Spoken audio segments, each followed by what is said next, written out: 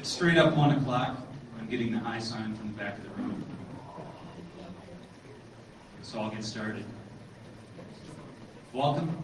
My name is Tim, and I do network penetration testing for the Spider Labs division of Trustwave. And I want to talk for a bit about something that I call attack taxonomies. The basic idea is what are the kinds of attacks that we do, in particular what I do for my day job. Internal attacks, attacks on internal networks driven by humans. That's going to be the focus, and I'm trying to make sense of this stuff.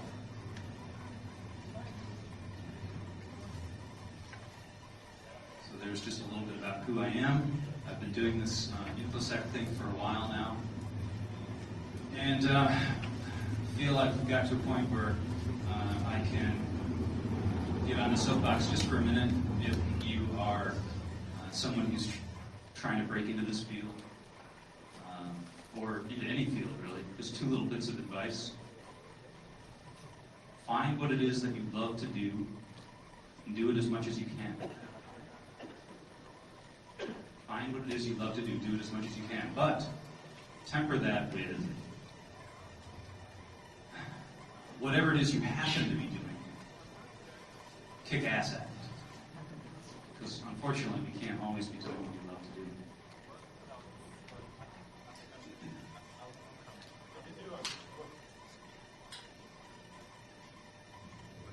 So I'm going to break this into 3 sections. It's pretty straightforward. I want to talk about how other folks have talked about attack taxonomies. And then I want to present a sketch of one that I think would be more suitable to my needs as a penetration tester on internal networks. And I think it also has some value to folks that are trying to defend those networks. So I want to try to flesh that out a little bit. So I'll talk about the history, I'll give a sketch of my view, and then try to pull some implications out of that. Now, why am I doing this? Well, there's a few things that inspired me to just go down this road. One is that, the team of folks that I work with, we're producing findings on internal networks all the time, and we're to some extent cataloging those. This is just a snippet of a view of our Spider Labs Global Security Report from 2011, and so there's a lot of things in the report beyond just penetration testing, but one of the things that gets covered there is sort of just an inventory of what kinds of vulnerabilities are we exploiting most frequently. And so, that got me thinking, well, what would a bigger list look like and how would we organize it? But really, at the end of the day, my motivations here is about making my work more effective. So I'm trying to organize the stuff that I do and be able to apply it faster and be complete. So not miss over things that that should be tested for. And I'm also looking at how to look at all these attack types and figure out which of these things can be automated and what are the implications of that, and trying to build automation into this process. So when I put these slides together, I realized I didn't really have a thesis, so I added one. This is not something I'm maybe particularly emotionally wedded to, but I think it's true, and I think what I'm going to talk about backs it up. It's simply this, that defenders focused on Common Vulnerability Scoring System, or CVSS, scores, are misallocating their security dollars, both in regards to defensive technology solutions as well as proactive security testing. So one of the things I want to do is kind of pick on CVSS and say, this is all great from a defender's perspective, but if you put an attacker's hat on and look at these things, different qualities, different metrics about attacks and vulnerabilities come to light. And I want to shift our attention to those. So if you Google around on attack taxonomy, there's a long history. There's a lot of, especially academic work on the topic. But basically, first of all, what is a taxonomy? Think of it as like a cookbook, really. So think of like if you've are familiar with the O'Reilly series of texts in the technical world, like the Perl cookbook, Ruby cookbook, and so on, right? They're organized, you're just a real cookbook, right, from your kitchen. Organized in chapters by topic, right?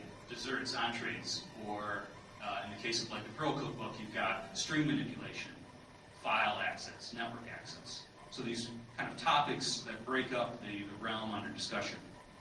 And then within those chapters, you've got a series of recipes, kind of little how-to guides to perform specific tasks, and they're arranged in a particular order that I think it has a kind of a pedagogical purpose. It's to learn the stuff, you start simple and work up to the more complex. And so I want to apply that kind of approach to the world of attacks. Other folks have done it already, and the different attack taxonomies that exist, they have, so really to make your taxonomy, you choose a set of metrics and you apply it to the domain. Well, the metrics you choose determine the resulting taxonomy. So there are some out there that focus on weaknesses in code, right? Vulnerabilities in code, bugs. And those are, geared toward the development community. If you're writing code, that's the kind of stuff you want to focus on. If you are an owner of systems, if you manage systems, you want to know for these different attacks and vulnerabilities, what's the impact to me, right? Is this going to ruin my business? Is this going to be a loss of data? Is it going to cause system downtime? Right? So that's the kind of focus for those taxonomies. But there's other more kind of esoteric ones, like some that are focused on intrusion detection, signature-based detection, and even arranging attacks by what's the computational complexity of spending the resources to detect a particular attack. So, like I said, the attack taxonomies are kind of esoteric and academic. They're not, I think, commonly known in kind of the work debate field of information security. But another realm that I think is much more familiar to us is the weighting schemes and metrics that we apply to vulnerability databases. So think of all the vulnerabilities that Microsoft publishes on a monthly basis and the kind of metrics Microsoft puts on those to help you sort out, well, which of these things do I need to react to today versus this quarter versus this year, or the open source vulnerability database, this index of CVEs, right? So just a quick look at some of these. So here's this is the definition from Microsoft's page where they describe how they rate their patches as being critical, important, moderate. The basic idea is, I think, to figure it out, start with important. A vulnerability is important if its exploitation could result in the compromise of the CIA triad, right? Confidentiality, integrity, availability. If those things could be harmed and it's relatively straightforward to exploit, then they rate it as important. If it's important but exploitation is kind of hard, then they rate it as moderate. And if it's important, if the exploitation is really hard, then it gets the rating low. And then they have this special case scenario up at the top there for if it's if it affects CIA and it's wormable, then it gets this critical rating.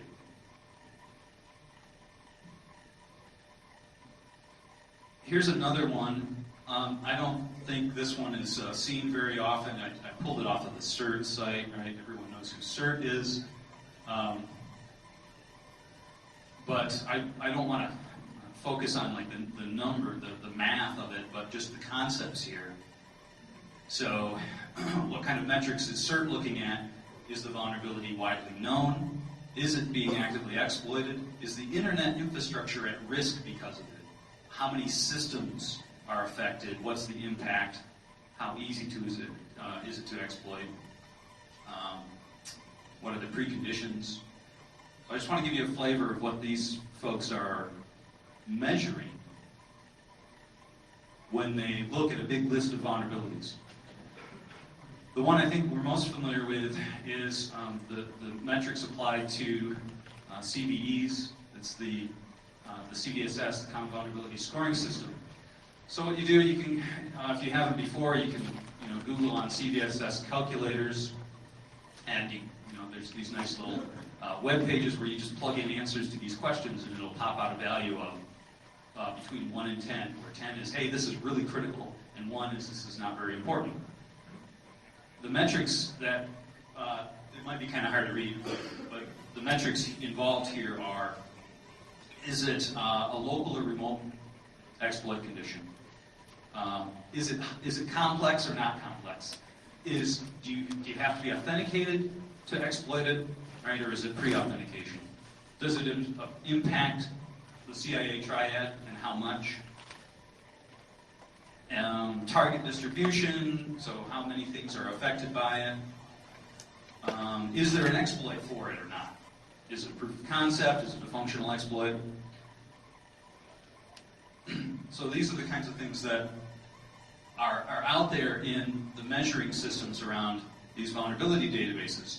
And I think that they all serve a purpose, and you can see where they're coming from in terms of being from the perspective of the defender of networks. In particular, the defender who is focused on internet-based attacks. I think a lot of these metrics make less sense when you think about the scenario of something on the inside of your network. I think so. I think they're all defender-centric. And what I want to do is develop an attacker-centric model. So I think they're based on vulnerabilities, but not attacks. And I want to take an attack approach.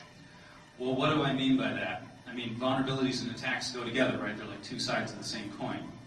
Well, not exactly.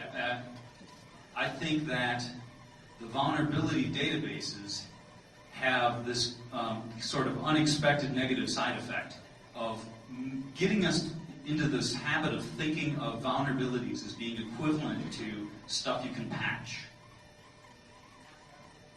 Right? But the world of things that are vulnerable is far greater than the world of things that can be patched. So here's a trivial proof of that. Mathematical proof. Syllogistic reasoning. You can't patch stupidity. Right? Premise. You can't patch stupidity. Line 2. You can attack stupidity. Examples are legion. Here's one. Marketing. I'm not a fan of marketers. Okay, so therefore, conclusion, there are things you can attack that you can't patch. So when you put the attack mindset on, I think it kind of opens up the world of possibilities of things that you can go after. But if you think of all the brain cycles that everyone here and throughout the world spend on the whole notion of, are we patched? What's our patch management process? What do we have to do when the patches come out this month? I mean, there's a huge amount of work and effort, blood, sweat, and tears that goes into that. But remember that that's just a fraction, right? That's not vulnerability management, it's patch management. I think the metrics that are out there ignore detectability. It's kind of interesting. I don't understand why detectability is not being tracked. And a notion that I'm calling safety, but think of it as reliability or repeatability. Those things aren't being measured. I'll talk in a minute about why I think they should be. And these things are all focused on internet-based attacks. So I think it's overdue that we shift our focus away from worrying about internet bots and shift the focus to humans on the inside.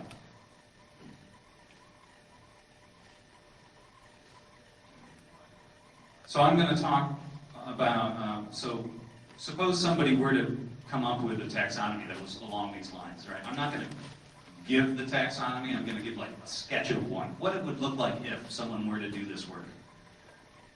So here's the metrics I'm proposing. I'm not going to argue that they're complete. I think there's more that would be needed. But safety, power, and visibility, frequency, those are the ones that kind of they're top of mind when I'm thinking about which attacks to leverage on an internal network.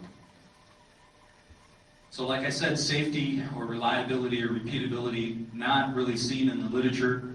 And I think part of the reason is that defenders don't care so much whether you can attack them twice, if you can attack them once successfully.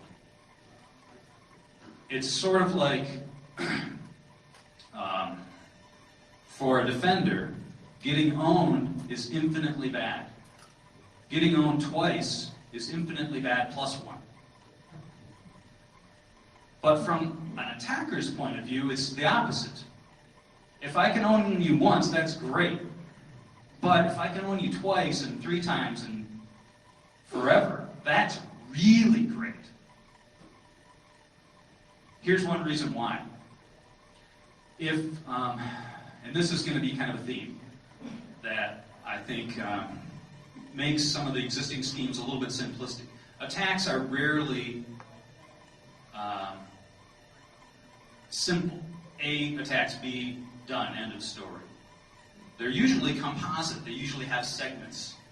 A attacks B, you move from B to attack C, and that could go on for any number of legs links in a chain. If you need to move along these links in a chain, then the reliability of these intermediate points is critical, is crucial, right? If I need to attack the web server to get to the database server, but every time I attack the web server it falls over, I'm not going to be able to attack the database server. I need the web server to stay up for me, right? So that's critical. And notice how, from just the point of view of doing penetration testing, as a penetration tester, you want your attacks to be safe because you don't want to piss off your client. The client wants them to be safe as well, right? But an attacker in the similar situation, right, also wants attacks to be safe. It's not because they care about whether the client gets pissed off or not, but it's part about being invisible. So these things converge. Okay, power. What I mean by power is not what the other metrics refer to by impact. So the other systems that are out there often measure impact, and it's like, how bad is this thing to me? Is it going to cause a loss of data? How much? And that's all well and good, but I think, again, if we look at this attacks being a series of links in a chain, intermediate points along that chain could have a low impact if you were to measure the vulnerabilities being exploited there. But the power, what I'm calling power, can be very high because the power is about how much leverage an attack gets you. So if I exploit a vulnerability to compromise the web server, and it happens to be a vulnerability rated with a low impact because there isn't any sensitive data on the web server, but it allows me to bounce through that to attack the backend database. Well, what I'm saying is that intervening attack point has a high power value, gives you a lot of leverage over the network. Invisibility, that's straightforward. It's the converse, right, of detectability. And then frequency, again, is how common does this vulnerability occur? And this, I think, lines up pretty well with the other metrics that are out there. But basically, from an attacker's point of view, you want to know, should I be spending my time tracking this down? What's the chance I'm actually going to run into it? So now I want to step through, just real quick, what a sketch of the taxonomy along these lines might look like, and give just a couple quick examples.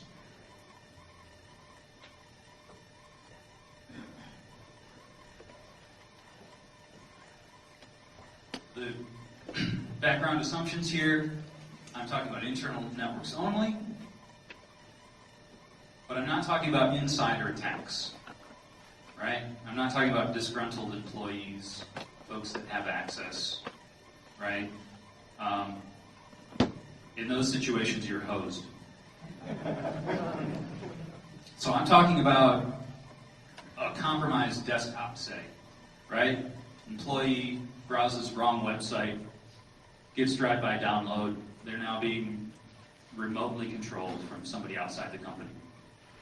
Or you can think of similar scenarios with wireless attacks. So rogue hardware not necessary. Think compromised desktop. I'm trying to keep things very simple because I'm just starting to wrap my head around this stuff. So physical, wireless, social attacks not covered. I'm assuming we're already in. And similarly, things that come later, like privilege escalation, pivoting, data extraction, not covered yet.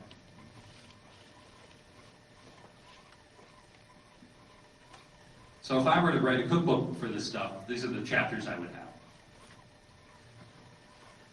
I've bracketed reconnaissance and privilege escalation and data extraction. I'm going to set those aside, maybe get to those later.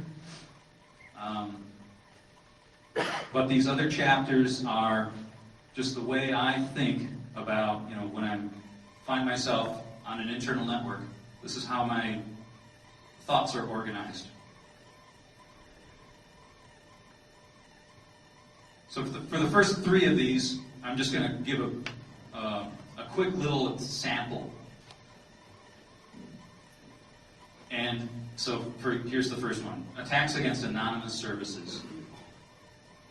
Here's just a quick list of some example attacks against services that are anonymous intentionally, or in the case of that old real VNC bug, unintentionally anonymous.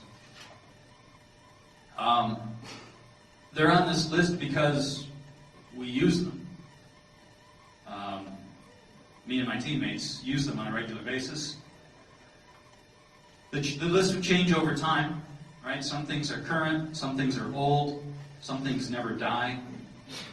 So like the VMware directory traversal bug, a couple of years ago, that we were running into that all the time. It was becoming rarer a year ago, and now I don't think it's been a long time since I've seen it. Folks are generally patching for that, I guess. NetBIOS null sessions, though, have been around since, I'm not a Windows historian, a long time. And I've thrown some numbers on here for the different things I'm measuring, right? Safety, power, invisibility, frequency. And I don't want to get into a fight about these numbers. I mean, at the end of the day, they're kind of silly, but I think the same is true for all the metric systems that are out there. But they help you, I think, put things in a little bit of perspective. The stuff that has these low scores should percolate to the top of your list. Right? They're things that are safe and reliable. You should be able to run them without harm, and chances are good you'll get stuff, right? So, when I first threw this list together, things weren't ordered this way. And I actually, learned some things about how to organize the attacks I carry out. Let me give you one example in a little bit more depth of why I've thrown some of these numbers down. So, NetBIOS null sessions. I'm saying they're safe. There's zero risk to a target system from this attack. In fact, it's not a bug, it's a feature, right? It's by design. In fact, when I was having some back and forth with my teammate about this stuff, they were saying, well, that's not a vulnerability. And that's that patch mindset, right? It is an attack. So how can it not be a vulnerability? It's maybe a configuration weakness, let's call it. Your systems should be hardened against this, even if there's no patch that turns it off. The power I've rated as 2. Things that I rate as power 1 usually give you access to a system, or they give you credentials, right? This doesn't get you that, well, usually. How many people have ever looked at dumps from a Windows domain user list, and there's the description field, right? And seeing things like temp user Joe password is password 123 in the description field. So it happens, but usually not. That's the extreme case. But the data that you get from those null session queries can be immensely valuable. I'm thinking in particular of domain group membership lists, right? So who's a member of what group in your domain? There's in terms of attacking your network, there's little data that's more valuable than that. So who are the domain admins? Well, I'm going to target them. Or suppose I have some funky group of users that have some special privilege that I want to go after. Maybe a database administrator. So who is a member of the most groups? That might be a useful set of people. Or who is a member of the group with the fewest members? Right, these are some little bits of analysis you can run against this data, and interesting people in your company are going to pop up. Invisibility, it's certainly detectable, but in practice it's never detected. I don't think I've ever had a client come to me and say, oh, we nailed you when you did that null session query. And the occurrence rate, this is just a swag. I mean, I'm saying greater than 90% of the time it works, it hasn't been disabled.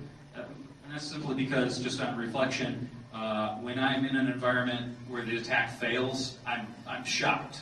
It's that rare. It's a surprise when it doesn't fly. Next, attack against weak credentials. This is like default accounts, where there's a well-known list of common default usernames and passwords, or the password's null, the password's same as the username, situations like that.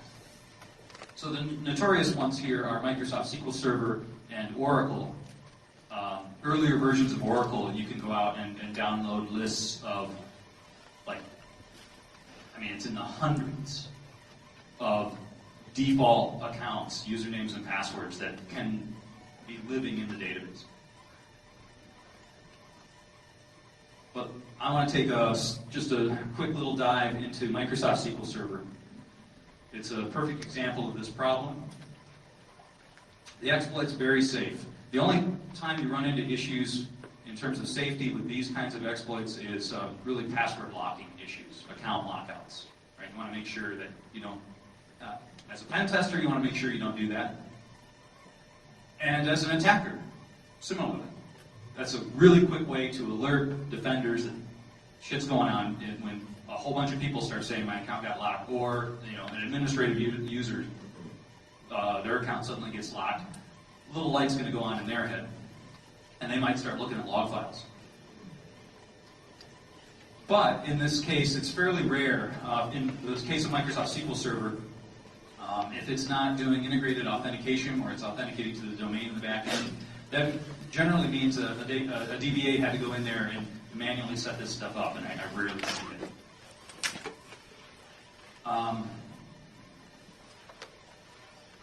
The power is immense, and I don't think database or owners of SQL Server or owners of networks fully appreciate what this vulnerability means. Because if I can log into your SQL Server with the SA account in a default configuration I'm running in the context of the system account, I can run arbitrary commands on the operating system. I can dump credentials out of the local SAM file, local credential stores. I can dump hashes out of memory.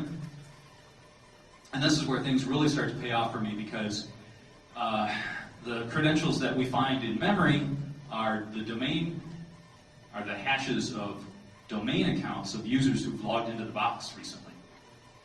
And who logs into database servers? Database administrators, or sysadmins, domain administrators. So if I can find SA accounts in your environment of any kind, on any system, prod, test, development,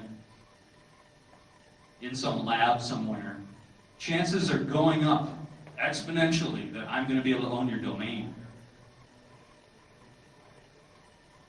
Easily detectable but rarely detected again.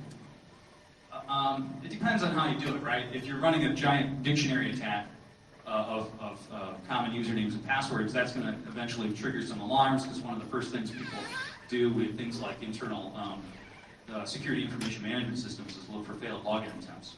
But if you target it very narrowly, so I would say of all the times I've compromised an SA account, 99% of the time, the password was either SA or null. So that's 2 guesses. That's not going to attract a lot of attention. And F is 1. It's so common, it's an embarrassment to our industry. So if nothing else, right, walk away with this. I don't happen to use the Nmap NSC, the Nmap scripting engine script here, ms-sql-brew. I use other tools, but this one was a lot easier to put on a slide. So everyone knows Nmap, right? Nmap is awesome. And now with the NSE scripts that are coming out all the time, you can do all kinds of additional cool stuff. Here's an NSE script that will test for default SA accounts. It's a one-liner. You have to create a username dictionary and a password dictionary, but I recommend that the username dictionary has 1 element in it, SA, and the password dictionary has 2, SA and null. Run that against all your systems, regularly, because I think this is a problem. Why we run into this so often is people think of, and I'm thinking when I say people, third-party application producers or third-party software products, off-the-shelf software. Think of this kind of database as an embedded database. This is my suspicion of what's going on, right? It gets put into stuff. You buy it, you don't even know you have it. It pops up on your network. Another common scenario is, some developer just throws up an instance on their desktop and they forget about it.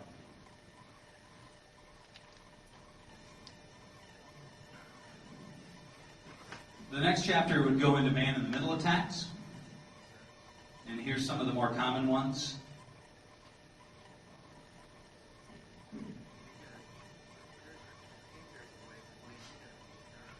I'm going to step into ARP cache poisoning in just a little bit of detail because it is so common to exploit and it's so valuable. It is a jumping off point to a number of other attacks that leverage the fact that you're a man in the middle. So I say that ARP cache poisoning has a high safety level, and I think that's not appreciated in the industry because there seems to be a tendency, and if you go and find some intro guides to how to do this attack, they tend to assume that it targets the entire local network. And so there's this notion that these kinds of attacks have to target network infrastructure and lots of systems. But that's not the case. They can be very finely tuned and target individual systems. So for example, a common scenario I get into is through network reconnaissance, I see some database servers on the local network and I suspect they're talking to each other, that maybe one's a mirror of the other, they're backing up each other. So if I can poison those 2 systems' ARP caches and become a man in the middle between them, I've only affected those 2 systems. It's not really a network infrastructure attack per se, right? I'm going right after those boxes. And I suddenly have gobs and gobs of network traffic. The power I rate is 1 because in addition to kind of all these other secondary attacks, sometimes you get great data right in the data stream you're intercepting. So I'm thinking of things like clear text credentials, authentication credentials, telnet, FTP, POP, that kind of stuff, right? So you get those passwords, that's all free. You might get valuable data going down the wire. That definitely happens. Again, it's detectable but rarely detected. And it's rarely defended against, but it's everywhere, right? It's if you're doing IP, you've got it pretty much.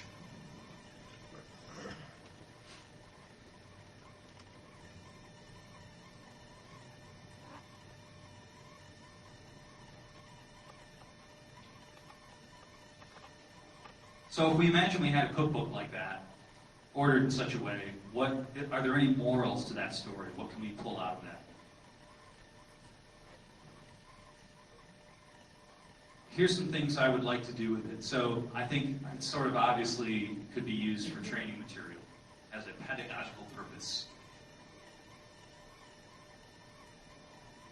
I mean, I started to produce this list as a way of organizing my thoughts so that I could do things better in the right order, do them better, faster, cheaper. So you begin with the simple S1, F1, so the safe and frequently occurring attacks.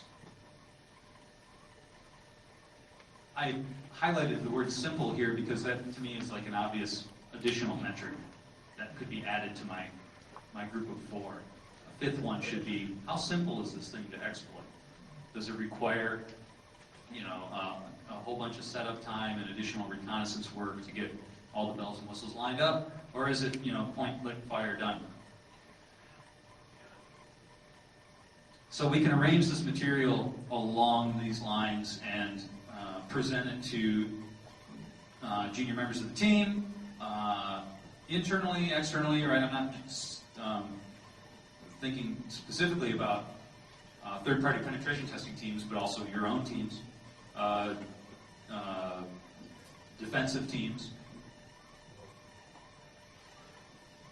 Okay, input for defensive strategies. So if I was a defender, one of the takeaways is I would want to eliminate the potential for attacks that have a high safety and invisibility measure, because those are attacks that you can't detect, or they're hard to detect, or at least not detected commonly. And they're repeatable, so they can linger.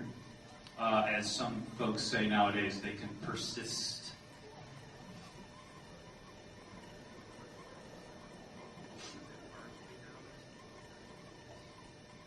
Thirdly, we can use this as input for automation. So a lot of the S1, I1 attacks are automatable for attackers. If it's safe, and if you can largely remain invisible, then you may be able to automate this stuff, and that would be cool. If you're a defender, you don't care about whether it's invisible or not. So that widens the door for you a little bit.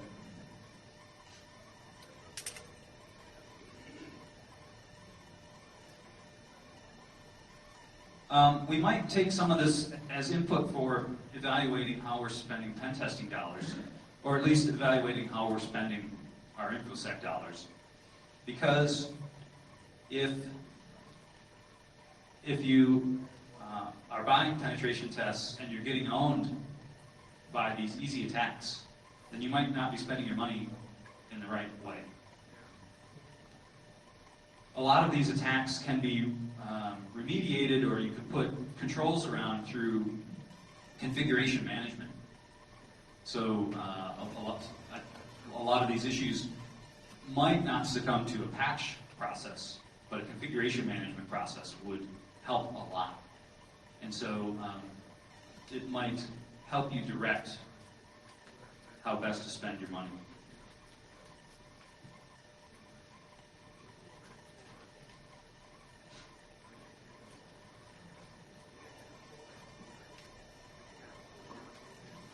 So I wanted to get into automation just a little bit. There's a couple of use cases. So in addition to penetration testing, the whole vulnerability assessment process, if these things can be automated, they might be able to get pulled into that a little bit. So there's, I think, kind of a fuzzy gray boundary between vulnerability assessment and penetration testing, right? Is banner grabbing an attack? generally it's not considered an attack, right? Is pulling data over a null session query an attack? Now things are getting a little fuzzy. Is fetching data via an SA account an attack? I mean, in one sense, it's logically equivalent to banner grabbing. I mean, there's not a lot going on there. Is executing code via XP command shell stored procedure via an SA account an attack? Well, okay. I mean, we've just crossed a line somewhere, but I'm not sure where that line is. If it's automatable and poses no harm to your network, and you get all kinds of valuable data from it, why wouldn't you roll it into your vulnerability assessment practice?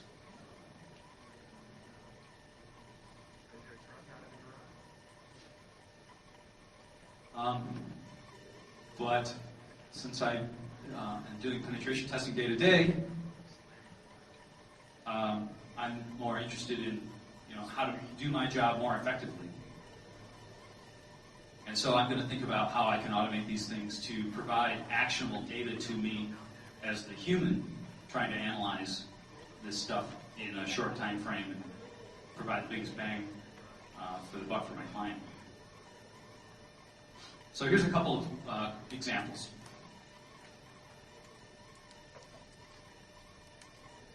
And this first one is automating NetBIOS name service response spoofing, which is it's common, it's out there. You can Google on it, and find out how to do it, and find little scripts that automate it for you. But basically, the way it works is Windows systems, right? They will, when they're doing name resolution, first attempt to do a local file lookup, and if that fails, they'll do a DNS lookup, and if that fails, and they're configured this way, they will initiate a NetBIOS name service query, which is a broadcast. And so all you have to do as an attacker is start listening for these broadcasts and respond to them.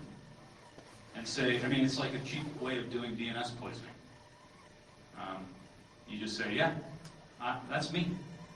I'm goggle.com or whatever. And often what we see from these is it's either misconfigured devices or it's mistyped URLs, right? Where the DNS lookup is failing and is falling through the cracks to this third layer of resolution. And so now you can coax your victim into talking to you. And that leads to secondary attacks where you try to get them to do NTLM authentication or otherwise coax some Windows credentials out of them. And so, we can sit down, beginning a test, and we fire this up, and we start listening for these things, we start responding to them, and suddenly we have a list that starts scrolling down the screen of, hey, we've got this hash, we've got this hash, we've got this hash for this user. And we just, dump those into rainbow tables, and now we have usernames and passwords popping out. So, hey, that's really easy. A second example, slightly more complicated. First, we do our network reconnaissance and find all of our Microsoft SQL servers. And we find if they have default SA accounts. And if we can get in with the SA account, we run gsec dump on them and we get all the credentials out of memory and that are locally stored on that. And then on this other track over here, we do null session queries and we dump the domain data and we figure out who's a member of what group. So I've been building up little scripts along these lines over the years, and I'm starting to glue them all together so I can do this kind of thing now where I can sit down, do some initial recon, figure out what's where on the network, kind of get myself situated, fire up this script, go get some coffee, come back, and I've got a little printout saying, hey, here's some hashes that are a member of the domain admins group. Boom. Done.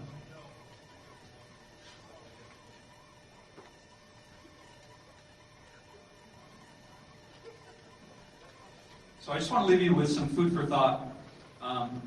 Some of the the morals here is, what's the difference between penetration testing and real attacks? What I want to do is emphasize what's going on in real attacks to be able to model it better as a penetration tester. But I don't think we're there all the way. Pen testing is still very different from the real thing for some obvious reasons.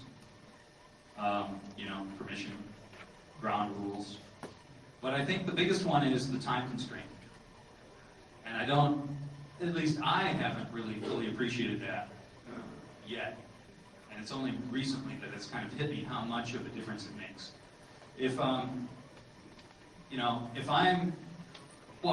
I was just imagining the situation where I'm given a project that's similar to the kind of internal attack, the internal pen test projects I'm assigned, but I'm given an indefinite time period. I can take as much time on this as I want. Totally changes the thought process that goes into how to do how to step through the series of attacks. And normal day-to-day internal network penetration testing is incredibly time-boxed. And so I think we need to sort of, as an industry, appreciate better how that skews what's going on.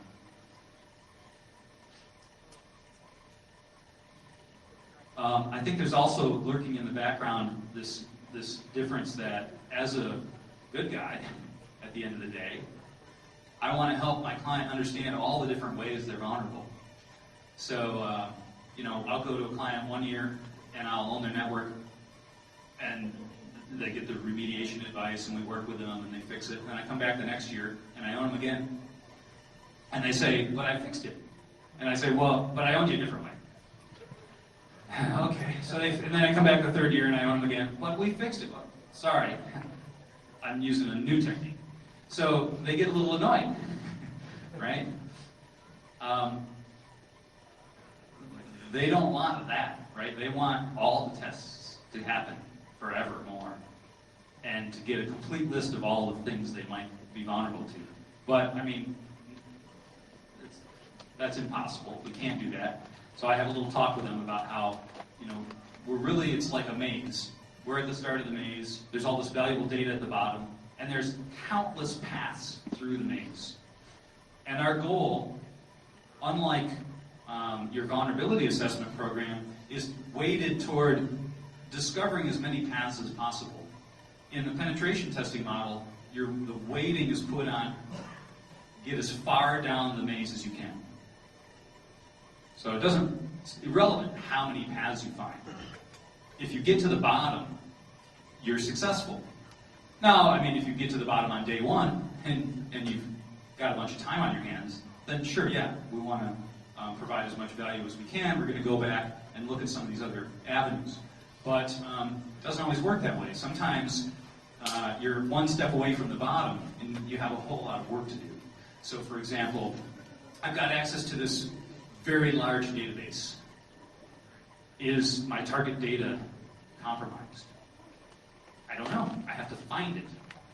And that can take a lot of work. So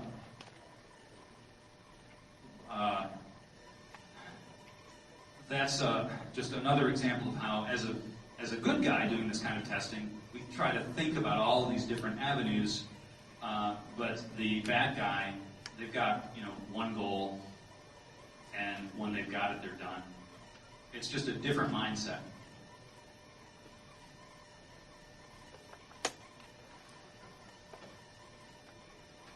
And with that, I'm done.